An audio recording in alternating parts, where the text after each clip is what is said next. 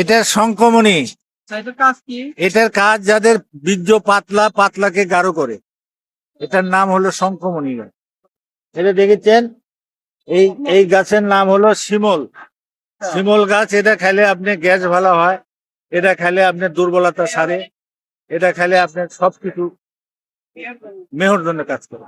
এই দোকান থেকে কি কিনলেন?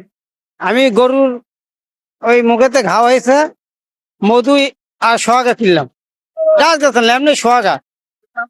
হ্যাঁ জি, এটা খেলে কি মিস্ত্রির মতো।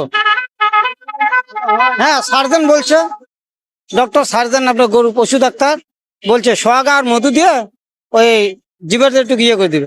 আমার দোকানে অশ্বগন্ধার পাউডার আছে, শিমল পাউডার আছে, মনিরাজ আছে, টুকমা, ইসব গুলের ভুসি, তালমাখানা, হালিম দানা, হ্যাঁ, তারপরে তাজা শিমলের গাছের আছে। এই যে আপনার অ্যালোভেরা আছে, এই যে অ্যালোভেরা দেখেছেন, অ্যালোভেরা আছে, হ্যাঁ, তারপরে শতমূল গাছে।